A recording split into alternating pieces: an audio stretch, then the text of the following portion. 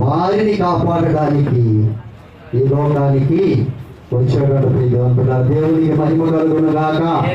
హల్లెలూయా. ఎవరు నశిస్తున్నారు ఈ రోజుల్లో? జాగ్రత్తగా గమనించాలి. మరి ఎవరు నశిస్తే మనకి నష్టం? 60-70 ఏళ్ళు పోతే ఏమన్నా నష్టం మనకి? అమ్మా నష్టమా? 2 రోజులు బాధపడతాం, 3వ రోజు మామూలుగా మన జీవితాలు మనకి కొనసాగిస్తుంటాం. మరి ఎవరు నశిస్తే మనకి బాధ? చేతికి ఎదుకొచ్చిన బిడ్డ చచ్చిపోతే బాధ, చేతికి ఎదుకొచ్చినటువంటి బిడ్డ తప్పిపోతే బాధ, చేతికి ఎదుకొచ్చినటువంటి బిడ్డ మన మాట వినకపోతే బాధ. ప్రియమైనటువంటి దేవుని బిడ్డలారా, ఆయన చెప్పినటువంటి మాట ఏంటంటే, నశించిన దానిని వెదకి రక్షించుటకు యవ్వన బిడ్డలారా జ్ఞాపకం చేసుకోండి.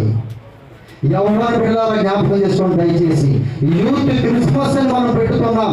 వాక్యానికి ఎంత సమయాన్ని ఇస్తున్నావు నీ జీవితంలో? వాక్యాన్ని ఎంత సమయంలో ధ్యానిస్తూ ఉన్నావు నీ జీవితంలో? దివారాత్రములు ధర్మశాస్త్రం ఉంది. ఏం చేయాలంట? దానికన్నా ముందు ఒక మాట ఉంది, ఆనందించా అమ్మాట అండర్లైన్ చేసుకోవాలి. దేవుని పెట్టారా అమ్మ? చదువుతారు కొంతమంది, బైబిల్ ఏడ్చుకుంటూ చదువుతారు, తల్లిదండ్రులు తిడతారు చదువుతారు. అలా కాదు. ఎలా చదవాలంట? ఆనందించు. సినిమా 4 గంటలు చూడమంటే చూడరా. రాత్రంతా నీకు ఇష్టమైన లాంగ్వేజ్, నీకు ఇష్టమైన ప్లేస్లో, ఈ ఊళ్ళో థియేటర్ లేకపోయినా ప్రతి ఇంట్లో 4 థియేటర్లు ఉన్నాయి. తల్లికి ఒక థియేటర్, తండ్రికి ఒక థియేటర్, 2 బిడ్డలు ఉంటే వాళ్ళిద్దరికి 4 థియేటర్లు ఉంటున్నాయి. ఎవరమ్మా? దయచేసి జ్ఞాపకం చేసుకోండి. అవి చూడమంటే కళ్ళు నొప్పులు పుట్టి కళ్ళల్లో పురుగులు వచ్చి మా త్వరలో ఎన్ని రాబోతున్నాయి దేవుడు పెట్టారా. వాటి టార్గెట్ అంతా మన కళ్ళే. ఎందుకంటే మన దేహానికి దీపం కన్నే కనుక మొట్టమొదటి సైతం గారు ఏం చేస్తాడు? కళ్ళు ముప్పగొడుతున్నాడు. త్వరలో దేవుడు జాగ్రత్త. ఇది ఎక్కడ ప్రారంభమైంది? ఆదిలోనే ప్రారంభమైందమ్మా. నేత్రాశని కల్పించింది అదే. మరలా ఇప్పుడు తిరిగి ఆ యాత్రలో ఇప్పుడు వచ్చింది కూడా. కాబట్టి అది ఒరిజినల్ యాపిల్, ఇప్పుడు దొరికిన యాపిల్. యాపిల్ ఇప్పుడు ఏముంటుంది? అంతేనా? ఎంగేజ్ చేసిన యాపిల్ ఉంటుందా? అది ఫుల్గా ఉంటుంది దానిపైన.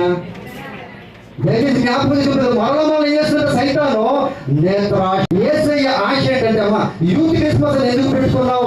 యేసుక్రీస్తు వారు 60-70లో ఆయన ప్రాణం పెట్టలేదు.